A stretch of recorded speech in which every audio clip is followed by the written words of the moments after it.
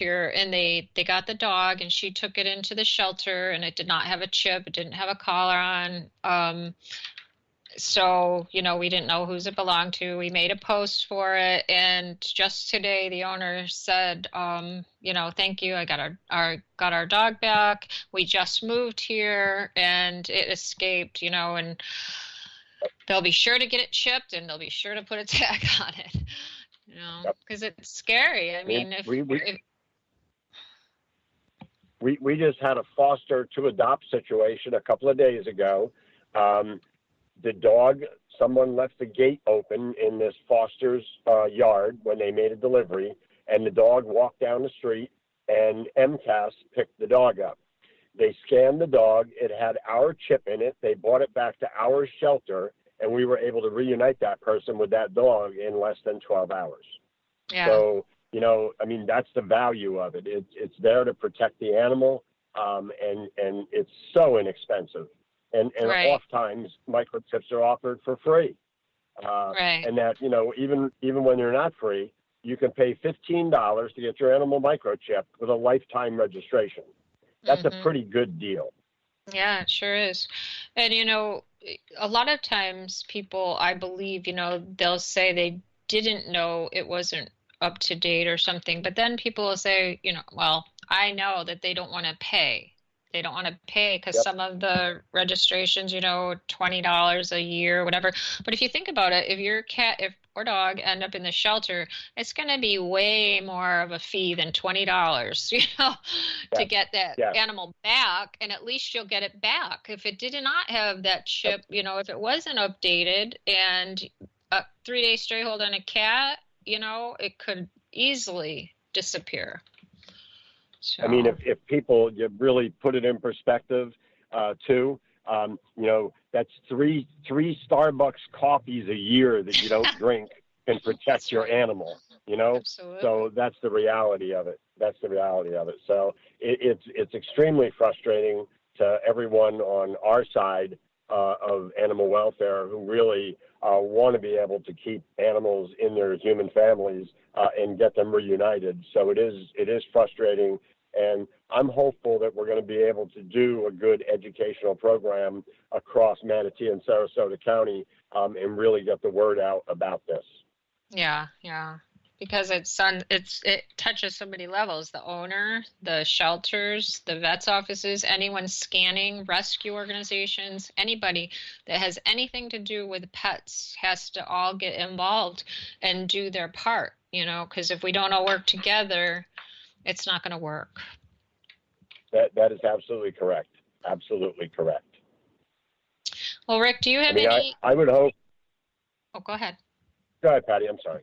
No. Go ahead. What I was going to say was, as a call out to all veterinary clinics and animal welfare organizations, again, that don't have their staff trained on how to properly scan and have the correct scanner, please do, because again, you want to talk about good public relations for your veterinary practice or your animal welfare organization. Every time you reunite an animal with their human family, you're going to be talked about in glowing terms forever. And you can't put a price on that, No. And it's so simple. It's such a small investment of time to do that. And yet it's so important. Right. I was actually thinking about, how I got an email the other day. My dog is, up for her shots. And part of either the postcards they send out or the emails they send out as reminders should have a little tagline: don't forget to update your microchip, check your microchip. That's an easy thing. And then it's always in front of somebody's mind, and they already send that out. It's a great way to do it. It's easy. I agree 100%. Yeah. Well, are there any upcoming events you'd like to mention, Rick, that you guys are having? Right now we're actually planning a large event for next year, February 16th at the Sarasota Polo Grounds. It's called Love is in the Air, and we're going to have ultimate air dogs there with a 20,000-gallon swimming tank for dock diving demonstrations all day long. There's also a polo match going on. We're also going to have vendors there. There's going to be prizes and promotions. It's going to be a fun-packed day from 11 in the morning to 4 in the afternoon. And again, it's Sarasota Polo Grounds, February 16th of 2020. That sounds like fun. Yeah. It's going to be a great day. It's going to Yeah. be a great day. And, I know because I work together with your veterinary clinic on this, when you all have your, I don't know if they're every single week or twice a month, your clinics, where we give the free microchips out during your clinics. Those are important things to mention also. Absolutely. To make it easy, every second and fourth Saturday of every month, we do walk-in vaccine clinics at the Humane Society of Manatee County Veterinary Clinic at 2415 14th Street West. No appointment necessary. You just walk in, you get your vaccines, you get your microchip, you're in and out. We do anywhere from 40 to 60 animals every Saturday, and it's really been a great program, and it's been good for a microchip program as well. Mm-hmm. Yeah, I've noticed that as we've run the program with you and given out the free vouchers, the vouchers weren't really working so great. But at least now I'm seeing a much better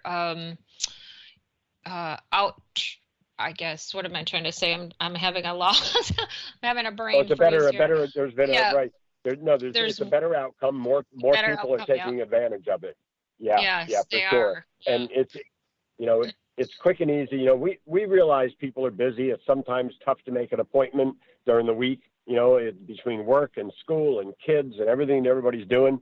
So we figured by opening up our vaccine clinic the second and fourth Saturday of the month, people can stop in anytime between 10 o'clock and 2 o'clock and come in, get their vaccines, get their microchip, get everything registered, and on your way. And it's worked out great. Yeah.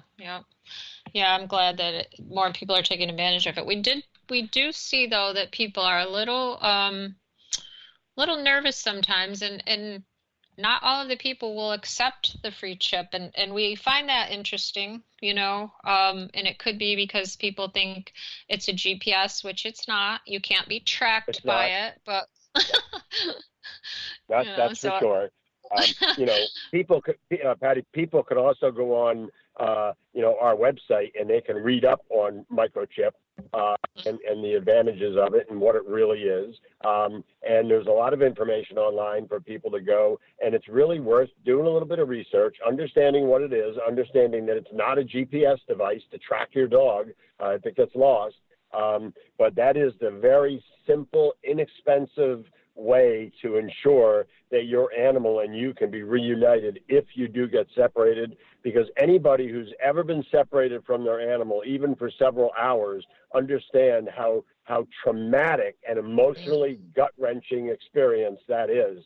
And you, the people that are listening to this right now, you can make the decision to have your pet microchipped and keep your registration updated, and you'll never have to go through that. Right. I know it. And you are absolutely right about the terror and it's really, really scary when you lose a pet. That's why I started doing what I did, because I lost my two dogs when the gate got left open, and thankfully I got them back, and it wasn't very long, but it was long enough that I realized, what terror there is there losing your animal. Yeah. So we hope that people will listen to you. Yeah, I do too. I hope they listen to us. And I think our voice is getting stronger, and it's got a wider reach the more other animal welfare organizations that come on board with this understanding of how this information absolutely should be shared with people like you, so you can do what you do best, and that's reunite animals with their humans. Mm-hmm. Well, Rick, the time is all over already, and so I'd like you to be able to tell the audience about your webpage, because you mentioned they can go on there and read up on microchipping and some other important information, and that's really key. Yeah, our website is at www.humanesociety, humanemanatee.org. It's a pretty much a totally rewritten website, updated about 4 or 5 months ago, and it's got anything and everything you need to know about the Humane Society of Manatee County Veterinary Clinic, the Humane Society Second Chance Adoption Center. It's got our prices listed in there. It's got explanations of everything and anything you need to know pertaining to your animal, including, you know, other resources in the area like pet-friendly housing and things like that. So it's a great place to go to get your information. And again, you know, just my plea to everybody, please microchip your animal and keep your information updated and give your pet a chance if it gets lost. That's right. That's right. Well, thanks for being with me today, Rick. I appreciate it. Our time goes by so quick. So it's time for me to... All right. So until next time, everybody, remember a lost pet can't tell anyone where it lives. So please be sure your pet is microchipped and wearing its ID tags. And if it is chipped, that information is up to date and properly registered. I'm your host, Patty G. Russo, and this has been Let's Talk Pets on Society Bites Radio. Thanks for joining us today. And until next time, take care and keep your pets safe.